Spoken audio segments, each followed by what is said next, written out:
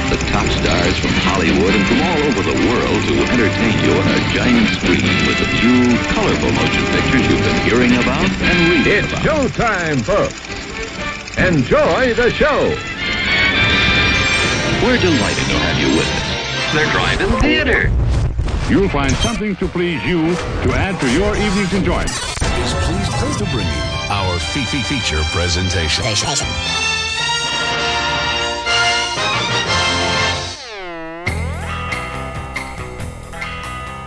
Howdy, howdy, kids. What is going on? It is another Monday. It is time for the Drive-In Speakerbox, April 5th, 2021.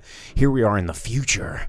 It's 2021. You remember when everything was like the future? There's laser jetpacks. It goes, California 2022, and it's like a car cuts in front of the camera, like and Jetsons and stuff. Yeah, I think what year did the Jetsons take place? Does anyone know? It had to be like 2044 or something like that, or maybe it was just in the year 2000. We were all promised jetpacks and hoverboards. Just like, Back to the Future 2. 2000, we've already passed the year that was in Back to the Future 2 was like, what, 2015 or something like that? Yeah. We're already way past it. That was old news. You mean you have to use your hands? That's a baby's game. 2062. Okay, the Jetsons were in 2062. Thank you, Vince, over there on Twitch. Also in the comments there, here's some news just in. Periscope apparently is now over. Well, I hope we backed up all our videos from the scope. Well, most of them were also on Facebook Live. You go back in the day when we were in the radio station, doing those, like setting up cell phone cameras everywhere, and my phone would overheat, and we would have some toasty phones. Yeah. Dude, we would. We were like cords coming out of phones and cooking marshmallows on our batteries. Well, that's sad. Periscope was a really kind of like what was the Twitter one? Vine. Vine did a thing, and it died, and then Periscope was born. Well, our old Periscope viewers like Vince, they know Periscope was the inside track because we were one way on the radio, and then we got to be a completely other freeform way on the behind the scenes Periscope action. It's always funny to see how one service will lead the way on something and break new ground, but die but give birth to so many new, like Sega video game hardware, was always a way super cutting edge. Don't you shake your fucking head at me.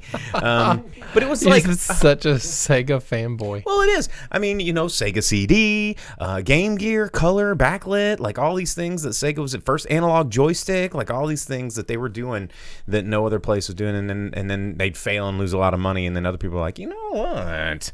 We should try that out. Movie Pass right there, breaking new ground, going out of business. But Periscope kind of gave rise to live, what we're doing literally right now. It was kind of a pioneer of live streaming video from your phone, or putting live video into the hands of everybody. Pouring one out to Periscope, man. That's crazy. Shout out to Johnny Dalton over on YouTube, Counterexample over on Twitch. Hey, how's it going, guys? We got a couple of movies that we're going to be talking about tonight. We both went and saw Godzilla vs. Kong as promised. We're going to be in the theater. In the theater. We watched it in Dolby Atmos. Yeah, speakers in our mouths, in our butts, and our left and right of our heads. Wow, like we had speakers. What theater were you in, I was dude? in the good theater. What theater were you in? I don't know. I feel like I was only 5 seats away, but I definitely did not have the same experience as you, and I'm thankful for that. Probably because I was drunk when I got there. Yeah, you were. Yeah, absolutely. And that movie sobered me up real fast, and we'll talk about that later in the program. I also got a chance this weekend to watch The Father. I'd been kind of wanting to watch that for a while, but I hadn't really had a chance to because it was in theaters here for so brief of amount of time that I didn't get to see it. But the Anthony Hopkins film about him kind of spiraling into dementia, we'll be talking about that later in the show as well. McLean over on the YouTube saying, Sega just casting dreams of the future out there. Dude, Dreamcast. I'll give you one thing that Sega had. Sick Sega commercials. Sanjuro? Sega ta Sanjuro. Sega ta Sanjuro. Sega ta Sanjuro. Sega ta Sanjuro. Sega ta Sanjuro. Yeah, Sega ta Sanjuro rules. Did you watch the series of commercials that they released earlier About his last year son? about his son, like passing on the mantle of his father? I think I only saw one of them. Well, it was good I need stuff. to look them up.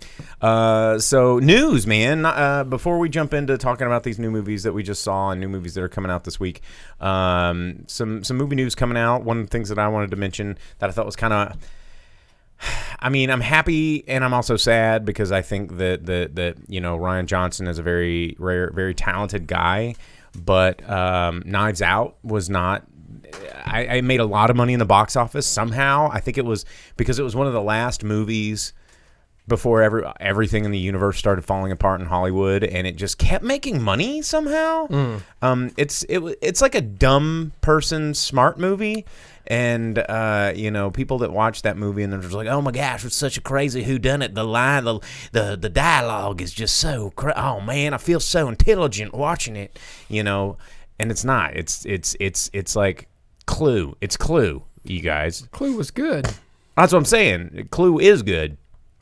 Knives Out was just so paper thin, and I mean, what Ryan Johnson does really well is dialogue, kind of like Shane Black and Quentin Tarantino. Those guys know how to write dialogue, but that's just the movie. Tarantino, really. He's good at dialogue. Yeah, if you're 15 and angsty and you kind yeah. of curious about what weed tastes like or whatever. I mean, Tarantino movies suck. Wait, Hateful Eight? You're telling me Hateful Eight didn't have some good that whole movie was I didn't bother dialogue. with that movie. Everyone hated that movie. I thought it was okay. I don't like Tarantino. Why would I watch another Tarantino movie? Because some of them are good. I don't like. Now, here's the thing. I'm not a huge Tarantino fan. Like a lot of people are, because I think, Reservoir Dogs, and then Pulp Fiction was pretty good, but then, he made a lot of stinkers out there, but movies, like Jackie Brown was really good, and then I thought Hateful Eight was really good, and I also liked the one that he did,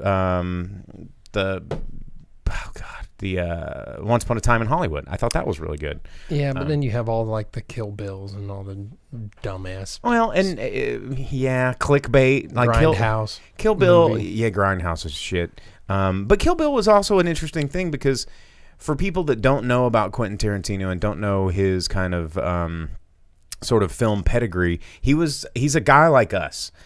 He worked in a movie store his whole life. He was a big film geek, and he just watched tons of dumb old movies like we did. But then he started making them. And Kill Bill is just a collection of his favorite scenes from a whole bunch of, HK action and, Chinese, Shaolin films and like all this stuff, and spaghetti westerns that he just compiled all the favorite scenes. And he's like, well, we'll write a story around this later.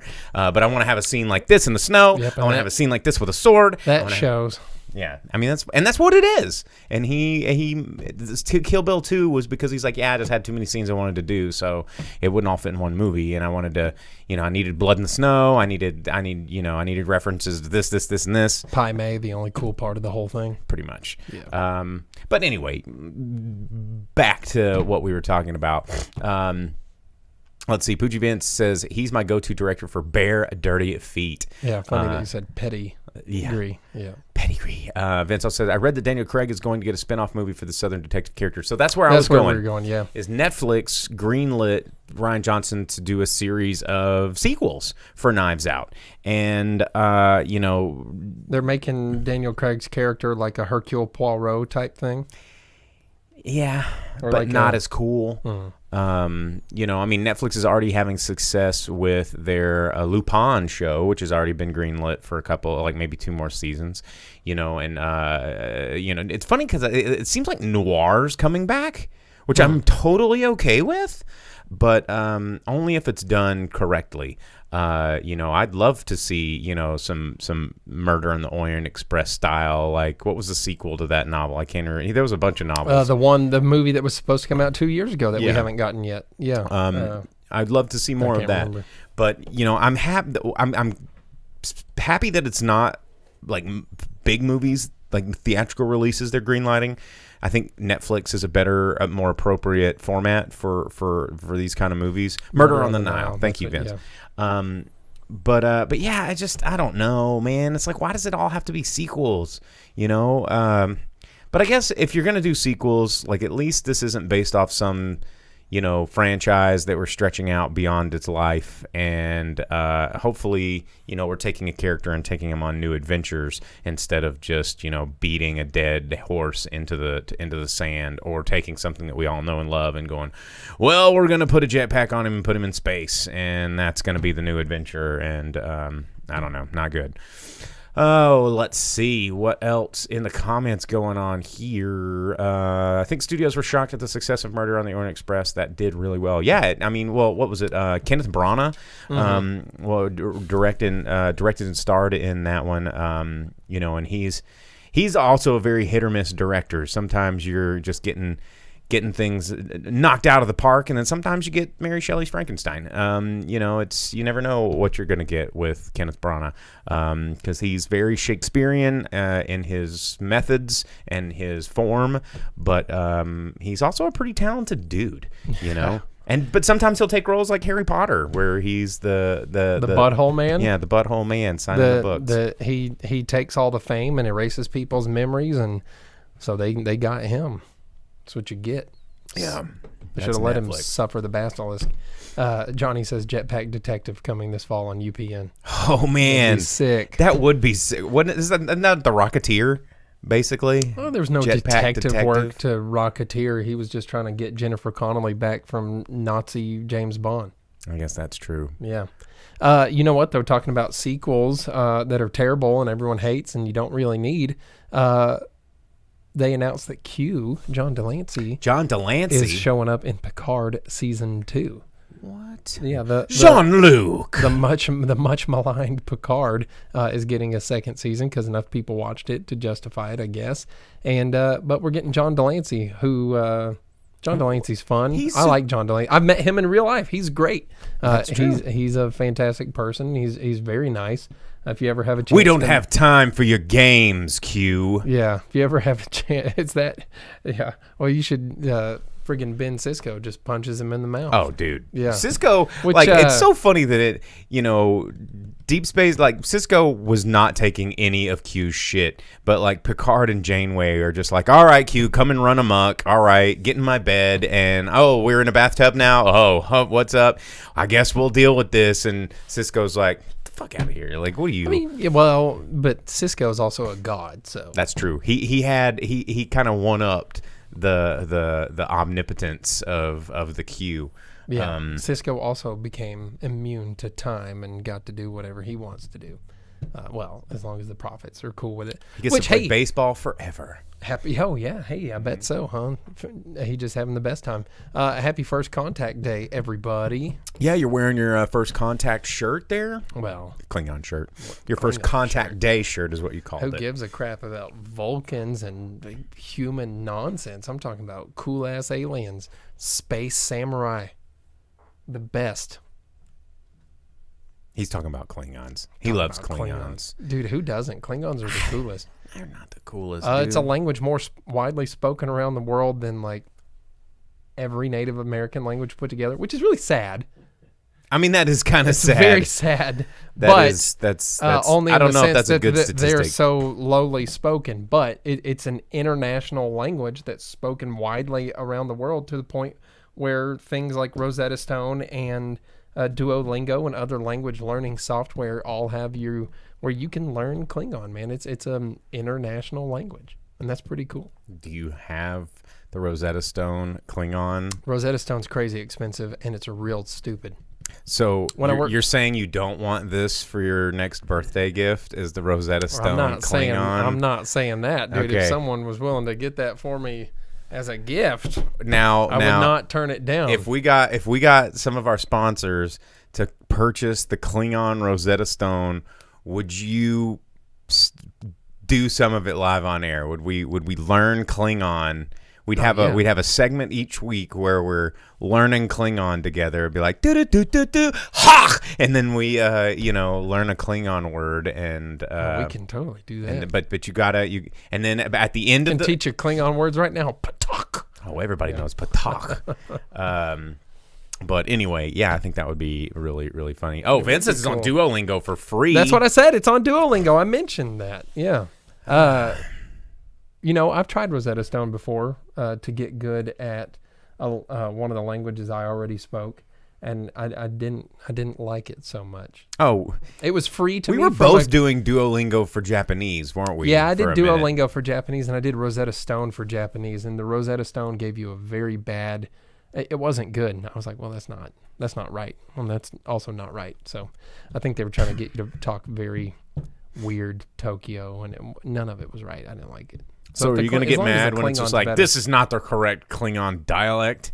No. Get out of here. I won't know enough about it to do that. I'm just saying I hope it's better. Oh, Vince over on Twitter, or Twitch says, Klingon review of Downton Abbey on the Patreon. Oh. So many things that we have tried and failed at. Just talk about how their fistfights are unhonorable and, yeah. Dishonor to thy house. Anyway, the House of Abby. Yeah. Speaking of other things, this was in the comments. Carson over on YouTube mentioned this one, and I wanted to bring it up because this was also in the news. Space Jam, and I know that's what he was referencing when he said Warner Brothers. Space Dishonor Jam 2. to Johnny Dalton's house. What? Oh, talking about Gowron's Kegels. I mean, he's bound to have some big Kegels with his bug eyes as he's going. He must be like, ooh, pushing Kegels all the time to be like, I am Gowron. Anyway, no, Warner Brothers released the Space Jam 2 trailer this week, much to the to many previous fans of the franchise's chagrin. And it was definitely, like Carson said in the comments, a page right out of the Ready Player One handbook of nostalgia bait, where Warner Brothers is like, look at how many properties we own now, and let's put them. Why? You remember how much nobody liked Ready Player One? Yes, I remember. I remember. I don't think anybody else does. I think everybody else is like, oh, cool. There's a King Kong, and there's a robot. There's an Iron Giant. There's why are the Clockwork Orange guys there? I don't know if they're gonna be in the corner raping Pepe Le Pew with dildo canes, but have you not seen a Clockwork Orange? No, I mean I have. I don't. You know where he beats that guy to death with the big dick statue? You don't remember that part? No, I mean it's like a super weird rape. Yeah, milk attack movie. Yeah, they got to drink Milk Plus and prepare Pepe Le Pew for the ultra violence and beat him with a giant weenus. And then they have the thing. They make him watch the movies, the videos, and he's like, good. Vince says everything's gonna have the Iron Giant now, which pisses me off because the Iron Giant has been Vin Diesel, and it's about family. I am not a weapon. Makes me cry every time. A lot of people, it's only been recently where people are like, oh yeah, I loved Iron Giant too. It's like, no. I remember talking about Iron Giant. People are like, what's an Iron Giant? What's this movie? Because that movie failed at the theater. Yeah, and Iron Giant is such a good movie, and I think it's only been in the streaming era, the Netflix era, where people have come to appreciate how good this movie was. Otherwise, we would have already had 100 million sequels from that, because it came out in 1999, which is pretty late for animation stuff. But Brad Bird directed this one. It had a really great cast, and not a lot of people knew anything about it. Brad Bird went, of course, to go on and do. Are you looking for our Iron Giant? I was looking for my Iron Giant, and I noticed that you have 2 Robbie robots now. Yeah, Iron Giant is he's right there on top of the fridge. Oh, yeah, go grab him. But Brad Bird, of course, mainly known now for his work writing The Incredibles and Ratatouille and things like that for Pixar. But yeah, there he is. Does he still have batteries? Can we? Yeah, there he is. Yeah, I'm Superman. But yeah, we got Iron Giant right here in the studio. We are OGs. We know. But for as successful as everybody thought that movie was, or cool as it was, we never saw a sequel.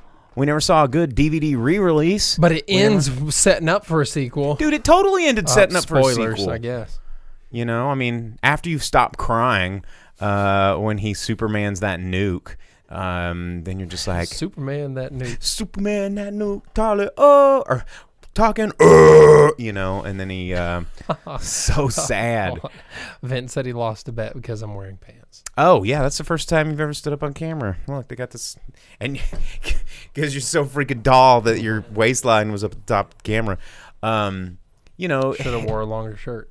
Anyway, Space Jam, this trailer was just so full of just dumb characters that made I'll no have to actually sense. watch it. I actively chose not to watch it because I hate it. I hate the idea. I hate LeBron James. He doesn't go to I don't space. like LeBron James. It's all like virtual reality or something. Well, and they he's don't go to trapped. space in the He first goes to one. Toon Planet or whatever. He and gets sucked sucked into the golf hole and has to go to Toon World. But this is all like in the internet. But Toon there are World. the aliens. Yeah, the Monstars. Yeah. But now it's like the Goon Squad. There's no monster. If they're not bringing back the Monstars, then this movie's stupid. This movie's already stupid and unnecessary, and you know, they just wanted an excuse to CGI Looney Tunes because they're gonna, you know, they come into this other world, and I don't want to see a 3D rendered Bugs Bunny. I never want to see that. That's like walking into your parents having sex, and you're just like, no, I don't want to see that, and you can't unsee that. And it ruins your childhood, and what? I'm just imagining that's what it's like. I've fortunately, for real, never had to experience that, but I just can't imagine how terrible that would be. Anyway, let's see. John Dalton asks, so are there any dinosaurs on this dinosaur tour? Oh man, it just felt so sad and it felt desperate.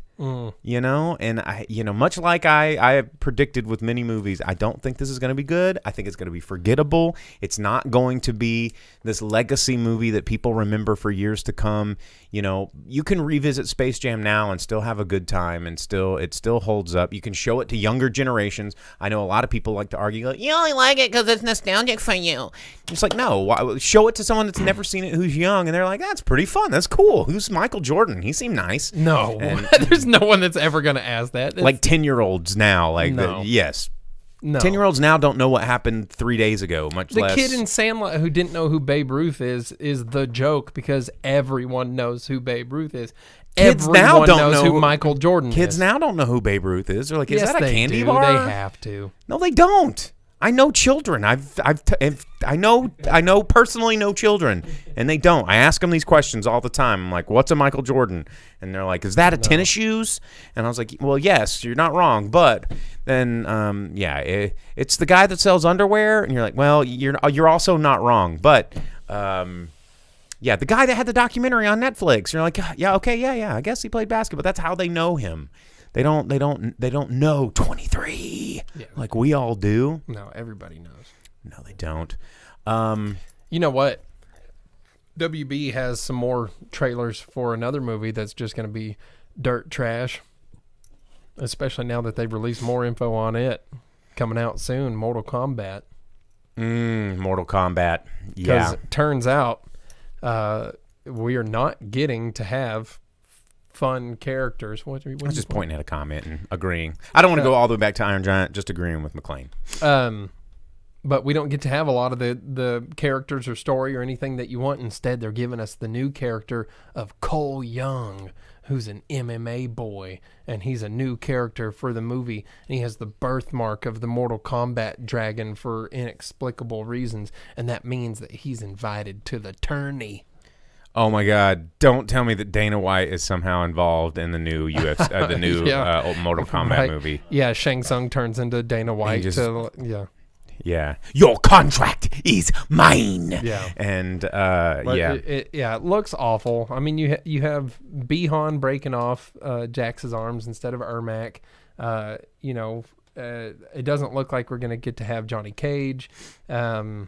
Why Kano? No Johnny Cage, but you get Kano. Well, because Kano has to be there to be the bad guy Sonya Blade. for Well, if you're gonna Jax and Sonya You're Blade. going to be changing up everything. Yeah, but he has to be the bad guy for Jax and Sonya He Blade. doesn't have to be.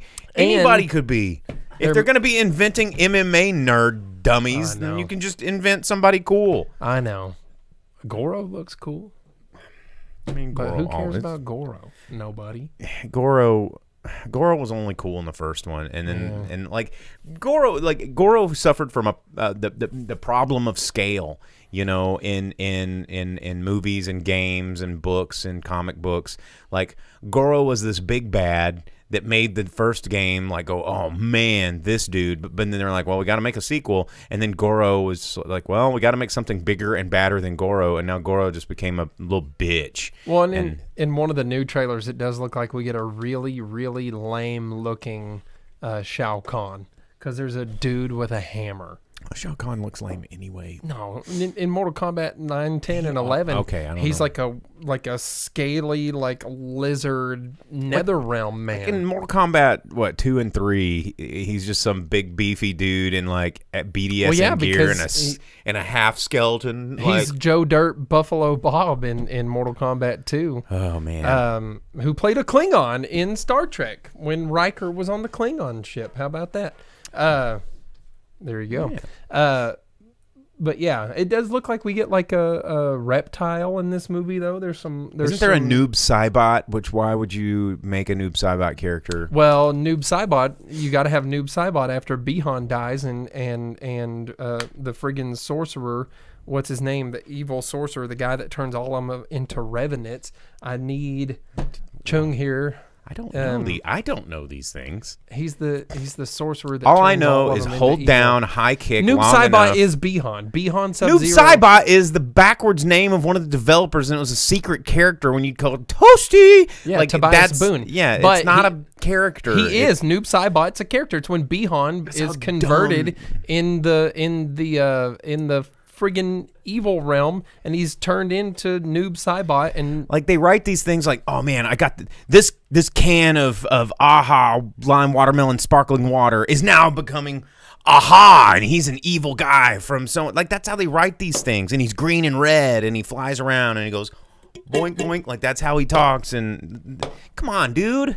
Noob Saibot, I like how you're going back to like Mortal Kombat 2, and it's on 11, and there's been other games on other platforms that don't count towards the numbered ones. Then why is Noob Saibot still around? Because he's a character now, dude. Why didn't they just make somebody else? Leave the Noob Saibot alone.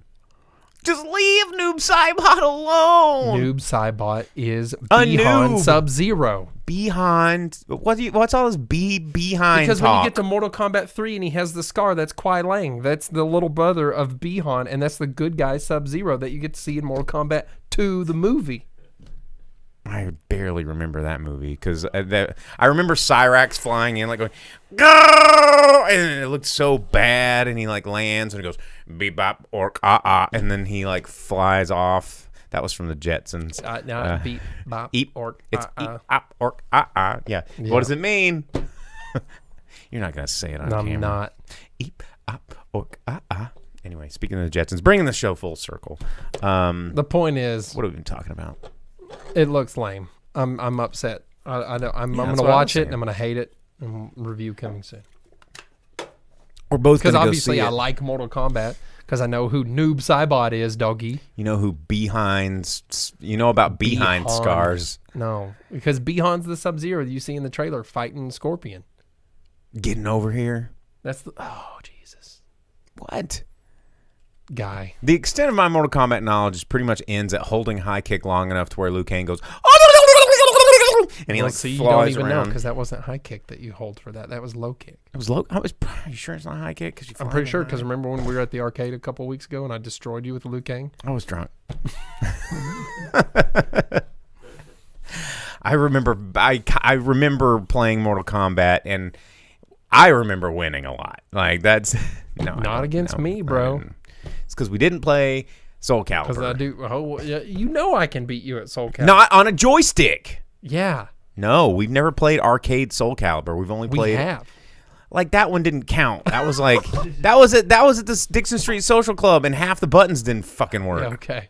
It was all sticky. My guard didn't work. I couldn't turn around and pull my unblockables. You had the left stick that would always work better. We switched sides and still won. I did bullshit. I call bullshit on this. Not Hallmaru. Mitsurugi's a cheap character. Mitsurugi is a cheap character. Yeah, but he's a samurai. Cheap. I'm always going to pick the samurai. Anyway, what are we even talking about? We're talking about movies because Talking Mortal about Pit Kombat Fighter comes out movies. soon. Oh my God, Johnny Dalton says they were going to make a Pit Fighter movie for Quibi. Pit Fighter, if you don't remember that Atari monstrosity. Have a movie on Quibi. I think he's making that up. I don't know. I'm okay. I mean, it seems like something people would do. A movie 5 minutes at a time. Yeah. Well, remember when they were doing TV shows on Snapchat for a while? They were just it was too stupid. We need to start reviewing some movies. We do. We need to talk about the other WB movie that was a movie, I guess. Well, yeah. The one that we watched. Godzilla versus King Kong. Yeah. We're going to talk about that. Was that? Do we want to talk about? No, you can talk about the other one. We can end the show with Zilla Kong. Yeah, let's do that because I feel like we're going to spend a lot of time on Godzilla Kong. Because there's not a lot of new movies that are going to be coming out right now. If you want a real basketball movie, make that Barkley versus Zilla movie. Oh, that would have been way better. I grew up with the Barkley versus Godzilla poster on my wall. So rad. But there's not a lot of the next couple of weeks are not going to have any big movie releases while they let Kong breathe a little bit and they're testing the waters. I mean, if you've been following the news, AMC stock got valued pretty high because of box office excitement over this weekend. So we don't have a whole lot of new movies to report, but Godzilla pulled in so far almost $30 million in the box office, and it's essentially first weekend release, which is huge for COVID numbers. So people are, especially production houses are getting a little excited about it. But before we get into the Kong, I want to mention The Father. Father was a film finished in 2020. It was released technically in February 2021. Very limited release, but getting a lot of critical acclaim, a lot of award nominations for Anthony Hopkins, obviously, because it's Anthony Hopkins. Carson mentions Demon Slayer on April 23rd, which we still have a couple of weeks before that comes out. But what is that? It's cool. You come see it with us. And it's about Klingons. Anyway, so this film is directed by Florian Zeller. It's a kind of as Vince says, Best Picture Oscar nomination. A lot of awards surrounding this film, and it's about this older gentleman played by Anthony Hopkins, whose name is Anthony, which was kind of surreal in a weird way. It's an older man who is getting to the point in his life where he needs assistance. He needs somebody at home to help him get through the day because he's just getting old. And he's very reluctant about this. And his daughter, who's now finding herself becoming more and more his keeper, is trying to get him to take some assistance, and it's taking its toll on her life and her relationship. And the interesting thing of this movie is about this guy's battle with dementia coming, and taking over his life in his old age. It never really explains if it's like Alzheimer's or what, but it's dementia. It's old people stuff. You've seen them. They don't remember your name. It's really sad. It's kind of weird and freaky. But this film is really interesting because it's from the perspective of Anthony Hopkins' character, Anthony, and it becomes almost this psychological thriller because you're experiencing his dementia.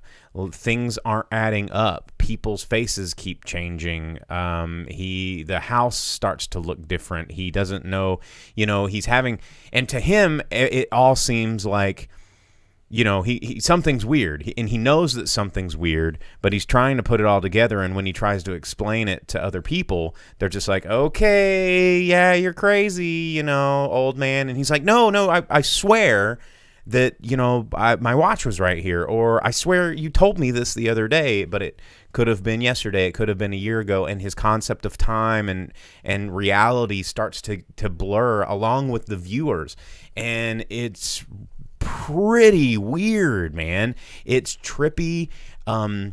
and incredibly well edited to where even you are trying to figure out, like, the story's not making sense to you until about the very end, and you're starting to put little pieces together where faces, and there's one scene, and I don't know if anybody in the comments has seen this movie, and I haven't read a whole lot of in-depth reviews about this, but there's this one scene where he is visualizing her husband, but her husband has two faces that he sees for the husband, and the husband, of course, I think is actually not the husband. There's a Paul and a James, and I think Paul left the picture, and his daughter is getting married to a James that you never meet in the film.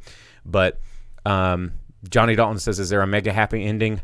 Oh no, this is not a happy movie. There is no happy endings here. The last scene is gut wrenching. No cure for Alzheimer's, man. You know, the final scene of this movie is just a tight shot on Anthony Hopkins' face as he's completely losing control. And I mean, an amazing performance. Like, it's insanely haunting. But there's this one moment in this movie that I thought was, to me, the way I interpreted it, it seemed like such brilliant writing, where he imagines the husband hitting him in the face and like asking him these questions, and he's like, no, stop, and then the daughter comes in and is like, what's going on, and the husband's there again, and he's not being hit, it's all in his head. But then towards the end of the movie, there's a period where he's in a rest home, and then there's like a night nurse that does have that face, and you're like, oh my God, wait, is he getting hit by one of these? Because that's something that happens in nursing homes. There's abuse, and have you not? I mean, no, I may not know. It's a terrible thing, but it's like, oh my God, is this happening to him? And is this his way of processing a character like Ben Stiller who comes in? Okay, yeah, thank you, because I started to get tickled by the Happy Gilmore thing. Yeah. How about a nice? May I trouble you for a warm glass of milk? You can trouble me for a warm glass of shut the hell up. Yeah. One of Ben Stiller's greatest characters. He's just such a butthole, man. And he's got the like quilting side hustle that he's doing, selling those handmade quilts that the old ladies are making. Well, and they bring that character back in Stubby Halloween, your favorite Halloween movie. They do. That was kind of a fun cameo. But there's nothing fun about this movie, The Father. No. And it's written so well and edited so well, and it's really a three-person act, where it's very intimate.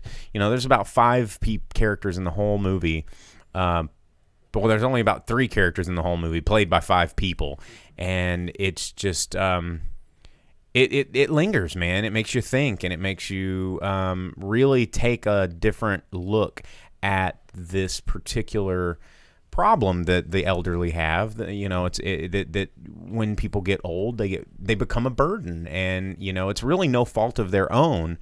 And sometimes it's hard to empathize and see things like what their world must look like, having in your own mind, thinking that you're in control while everything is unraveling around you. And then to the outside world, you're just a crazy person. So yeah, it's quite a film. Vince says, this said to Grandpa on The Simpsons, "You better be good or we will send you to a home, and not a good one, the one we saw in 60 Minutes. Exactly. There's no evidence of that in this movie. There's one really good caregiver in this film, and it feels so real. And Anthony Hopkins, because he's already in his 80s, it's a very believable role for him, but just to see him handle that in such a very realistic and believable manner, to turn the switch from lovable like father figure to crazy psychotic old man to like crotchety old bastard that doesn't want help, like it was fantastic. And if he doesn't win another award for that, then I lose all respect that I didn't even have for award shows. So The Father, if you get a chance to check it out, it's definitely worth checking out. I think it's on Amazon Prime Video right now for about $20 if you wanna pay for that. Which, I mean, hey, support indie films. Do your thing. So I recommend it a lot. I think but it's not a happy movie. It's not one you're gonna feel good about. You're definitely gonna not want to watch it right before bed. You want to watch an episode of something a little more lighthearted before you go to sleep and wonder if your kids are going to put you in a home when you're old. So pretty sad. Vince asks, is there a late sequel? Is this a late sequel for Silence of the Lambs? Yeah, I don't know. There's none of that. The old Hannibal Lecter. Anthony Hopkins is no longer Hannibal Lecter in my mind. That's been replaced by Mads Mikkelsen. He's the Jungle Man with that movie with Cuba Gooding Jr. Oh, Cuba. You know what I'm talking about? I do. Why is that your? I would have never thought of that movie ever again in my life. It's a pretty good movie. But anyway, remember what it's called. So pretty good movie. We're running low on time, so we need to shift gears over to Godzilla. But there you go, Father. Check it out. I liked it. Godzilla versus Kong. I didn't like it. No. So much like I've been saying for months and months and months on the show, prepare to get disappointed. This movie, Godzilla versus Kong, let's just jump into it. Thank God it wasn't a very long movie. It didn't need to be. But much like it still got to a point where I started to fall asleep like twice because it was dragging. And not cool dragons. Johnny Dalton says, no spoilers. Just kidding. I don't care. There's nothing to spoil. There's no spoil. Every single fan theory that people had was correct, 100% correct. There's no surprise, not a single surprise. And you know exactly what's up 5 minutes into it. Yeah, and everybody's like, oh, I wonder who's going to win. You're like, well, duh, nobody. What could that gigantic cybernetic eye be, huh? I couldn't even imagine, though. Yeah. Mm-hmm. Apex, like in the old movies, cybernetic eyeballs. I just don't even understand. I can't piece it together until they show me on screen explicitly what it is. That they showed you in the last movie as a tease. This movie just is, again, another example of, like, if you're going to make a movie about two monsters fighting each other, make a movie about two monsters fighting each other. Humans are just there to go, oh, shit, look, there's two monsters fighting each other. And that's it. You don't need to develop love stories. You don't need to develop, podcasters. Podcasters or New Zealand comic reliefers that, 13-year-old kids that managed to slip past every national security protocol on the planet and just get into top secret underground bunker zones just because, I'm a Kiwi, eh? Or whatever the fuck he kept saying. It was, gosh. You don't need Millie Bobby Brown just yelling all of her lines. You don't need a guy who's an engineer that ends up just being the smartest conspiracy theorist on the face of the planet. And dumbest at the same time. You don't need caricature cartoon villains wearing their jackets on their shoulders because they're rich. Villains who aren't even really bad guys. They're not a bad guy. They're just a villain because the movie is like, oh, I mean, you like Godzilla though, right? So screw this guy. And this is gonna sting coming out of my mouth. I know it's gonna taste like poison when I say this, but movies like Kong vs. Godzilla make me appreciate movies like Pacific Rim 2, because I know I said it, but at least in Pacific Rim 2, the bad guy was just like, "Chew, Dr. Crazy," and you're like, okay, this is retarded. I can't say that on live, but that's how I felt about it. It's so bad. It's so stupid. They said that the grip does not endorse. They said that a lot in the Father, and you just can't. It's just so stupid that you're just like, okay, what? And then big robots fight each other, and you're like, okay, yeah, that's what we're doing. We're big robots fighting with swords. See, Vince made the right choice. He walked out of Pacific Rim 2, and we were not smart enough to do that. No, it's a bad movie. But Kong vs. Godzilla, they're trying to make it a serious movie. They're trying to inject, the angry villain lady boss that's like, here's the ship, we're gonna get you down there, and all of a sudden I've got reasons we need Kong down there to get us to a place that one doesn't... part of it made sense because they're like, oh, the conspiracy of Hollow Earth, and they're like, oh yeah, Hollow Earth's real. We did a satellite scan. We don't know where it is. We need Kong to lead us there, except for we know exactly where it is, and we have teams there already. And you're like, wait, what? They knew where all of it was. They had visited it once before. They needed Kong for some reason, and like, we're going to find an energy source and bring it back. But they didn't bring it back. They somehow sent a radio signal from their ship at the center of the Earth, their journey to the center of the Earth, journey to Mysterious Island. They just weren't in a giant nonsense. bee. Yeah. And they're like, just text that to the boys upstairs. And they're like, that waveform is all that we needed. Now we know how to make this energy source. So you didn't actually need the energy. You can just replicate it based off of one single reading taken for 5 seconds. Off of a little spider bot that you could have sent there the whole time. You didn't. There was a whole dumbass but we needed King Kong's axe to be put in a magic axe hole. Yeah. That, there was no sense. Oh, this axe that just happened to be here fit in this hole, in this Godzilla skull. Because apparently Zillas and Kongs have been fighting each other for eternity, and there was some Kong kingdom that was inexplicably built. Was it built by the Kongs? There's many rocks shaped in their way. There's a world here and a world here that are 100 feet apart, and they're on opposite sides, and it makes no friggin' sense. There's double gravity. And for some reason, all the monsters in Kong Skull Island crawl up from under the island, and they're like, yeah, the Kongs have protected this island. And then they're like, oh, but we can't get to Hollow Earth from Skull Island. We have to go all the way to Antarctica for some dumbass reason. How the fuck are those skull crawlers getting there if they're not coming from the friggin' center Earth? None of your shit makes sense, movie. No, and this is something that we've... And then Zilla uses his fucking radiation breath the whole goddamn time. He's just like... It's his go-to move. Like everywhere. And in the first movie... It makes it cheap. He uses it like once, and then in the second movie, he uses it like once, and in this movie, he's like, oh, nothing but breath all the time, and Kong is just like, eh. Well, and Vern just jumped in. He said, late to the party, but have you guys talked about the fact that Godzilla could blow his breath all the way to the center of the Earth? What the hell? Yeah, he dug a hole to the core of the friggin' Earth, and then no matter how deep, how many thousands of miles deep it is to the center of the Earth, Kong's like, I'm gonna climb it. And he just shows up in like 2 minutes. Blocks it with it. Like, he picks up a piece of just, a building that humans made with steel and wood, and it's like radiation breath coming. He goes, block! And then, after it shows Zilla cutting through half of Hong Kong. Yeah, and then Zilla's like, oh, guess what? Same breath all the way straight to the center of the Earth. Straight to the center of the fucking Earth. Just like reverse dig to China, because he dug from China but also to the center of the Earth. Radiation breath through Mechagodzilla. Like, it's... spoiler. Mechagodzilla. Yeah, Mechagodzilla's in this movie. Yeah. Well, and they copped out because instead of giving us Mechagodzilla and Mechaghidorah, they're like, oh my god, I'm a regular, normal engineer, but I know about cybernetics and psychic waves, and they're using Ghidorah's skull to create a psionic link. I'm like, you don't know about psionics, you idiot? Yeah, and then they just tape some tubes to the skull, and then magically Ghidorah powers this thing. And then, so then it takes over, and you have evil Mecha Godzilla, not human controlled, but it's actually Mecha Ghidorah with only one head, and they cheaped out by not giving us Mecha Ghidorah. Someone mentioned Jet Jaguar in the comments. That's what we really need. Yeah.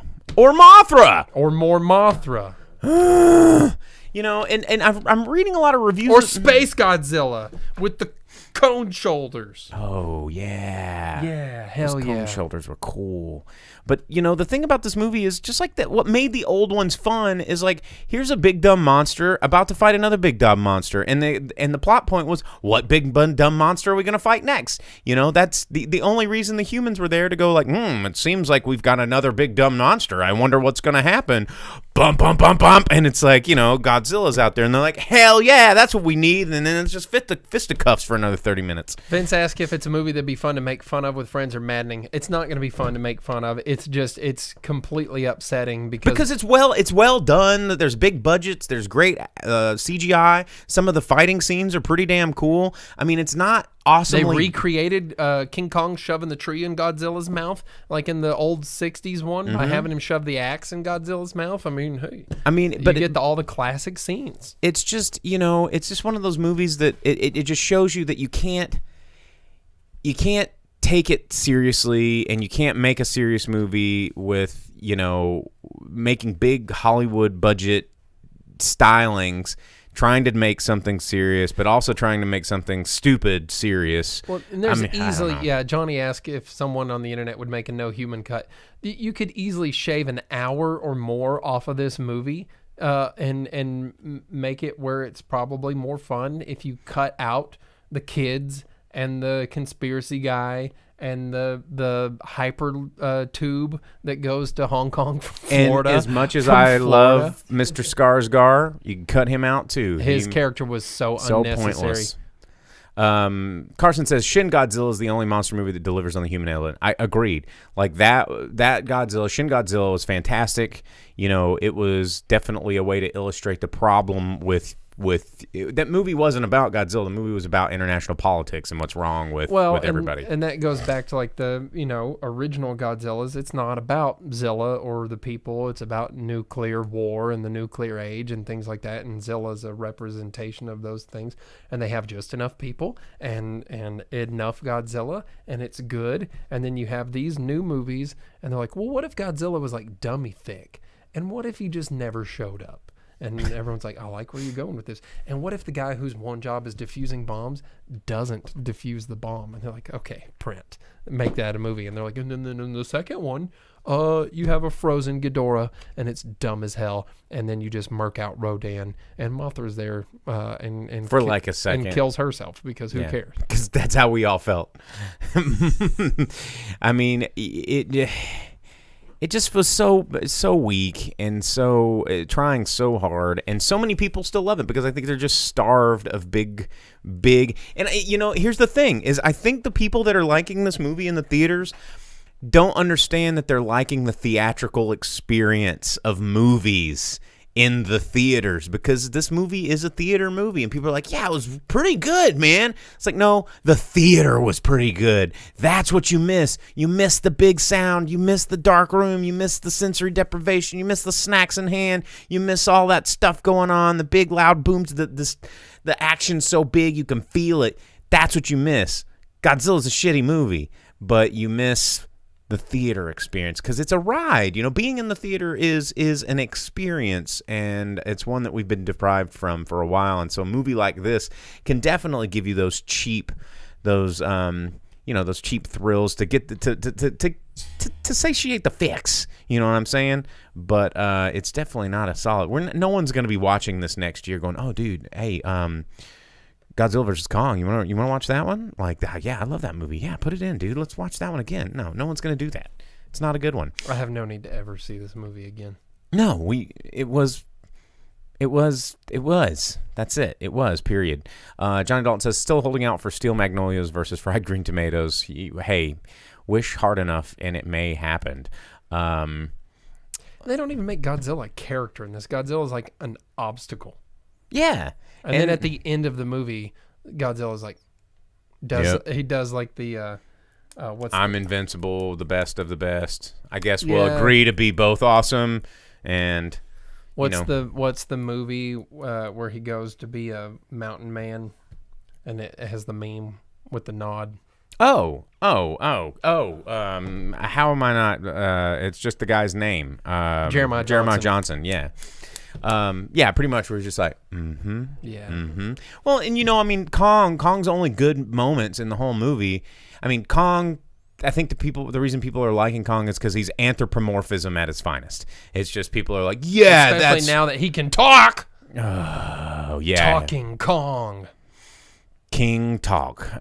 He can sign language now and communicate with inexplicable 5-year-olds that just show up for whatever reason and have a soul bond with Kong. How do they explain that they can just sedate King Kong but have never even considered doing it to Godzilla? Yeah, I don't know, but because clearly, like, what's her face, Stranger Things had some sort of weird soul bond that she wanted to establish with Kong, but never really got, or Godzilla, but never really got a chance to.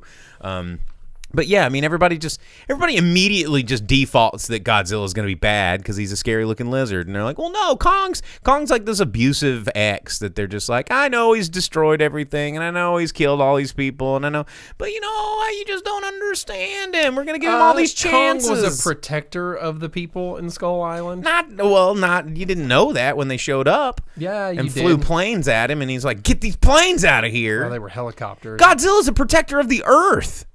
Yeah, but Kong was a protector of Skull Island. Right. They're both protectors is my point. And Earth by default because he kept the skull crawlers from getting too big and going crazy. Well, nobody gives Godzilla the benefit of the doubt because he's scary looking and he can't sign language. Oh, they do in this movie.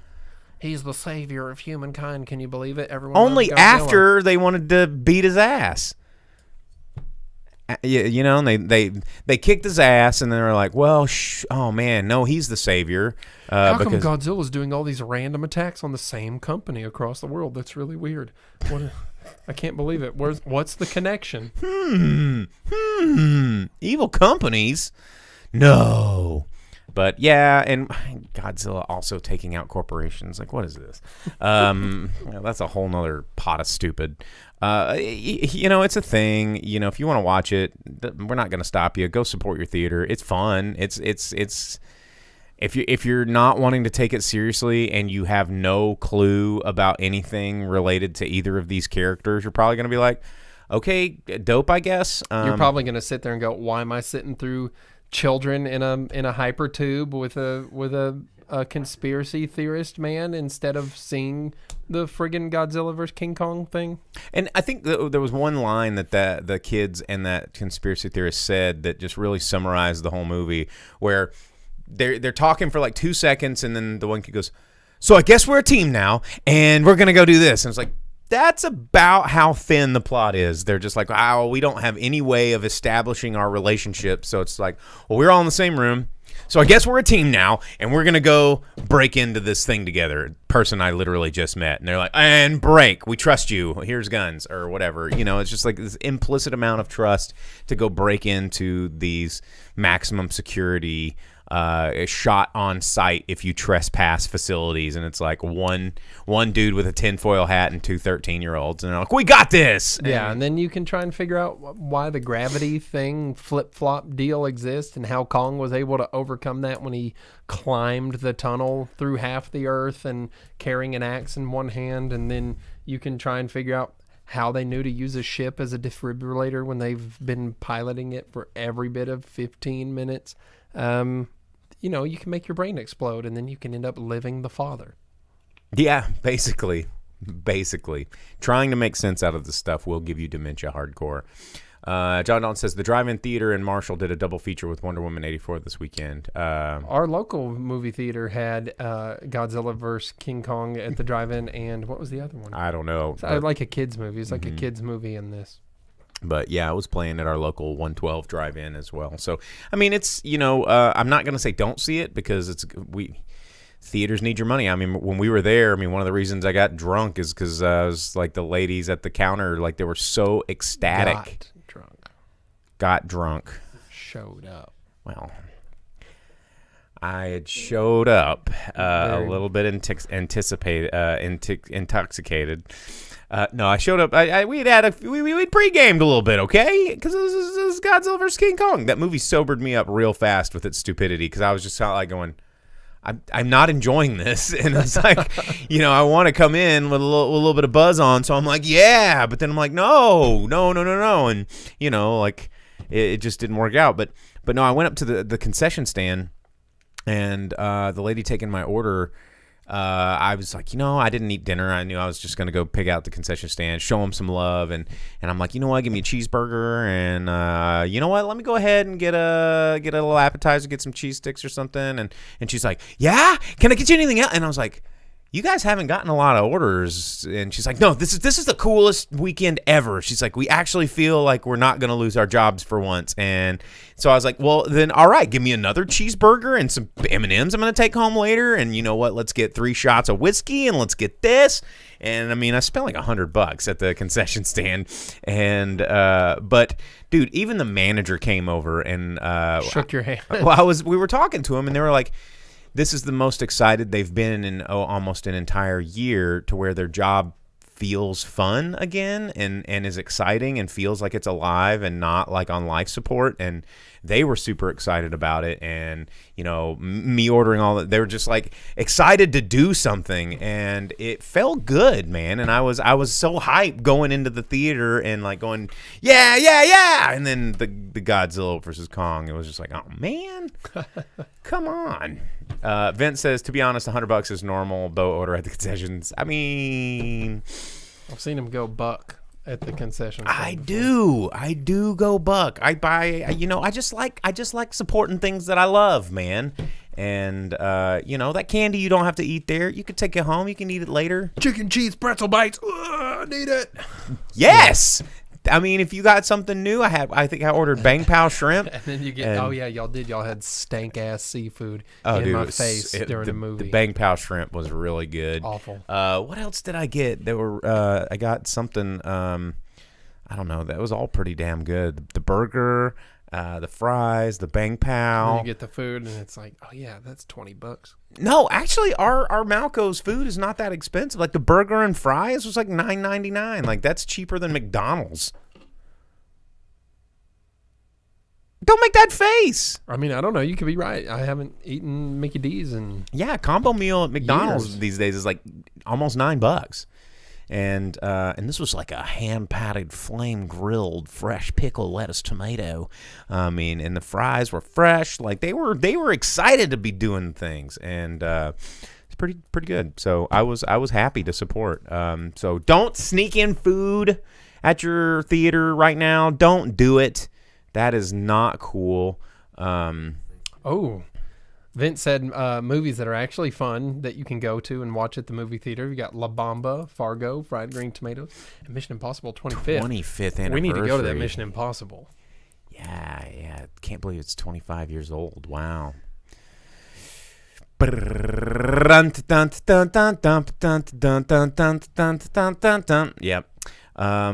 Okay, well, we're totally out of time. We're actually running over. This guy's got to get to work. There's a basketball game, I guess, that the producer is wanting to watch. Spoilers. And I know, right? And I'm over here spoiling it. So thanks for tuning in, guys. Of course, if you like, share, subscribe. We're on Facebook Live, YouTube Live, Twitch Live every Monday night, 8 o'clock Central Standard Time. You can share this. They can watch the replays. You can download the audio of it. You can see my Star Wars shirt that Vern likes so much. Yeah, watch the movie theater. Hey, guys, big fan here. Just wanted to say thank you so much. Also, Jake, love your Star Wars shirt. Very cool Star Wars shirt here. So, yeah, thanks, like, subscribe, do all the fun things. You can download this podcast wherever you download podcasts. And as always, I am Bo, the Boom Operator. I'm Jake the Grip. And we will see you guys next week.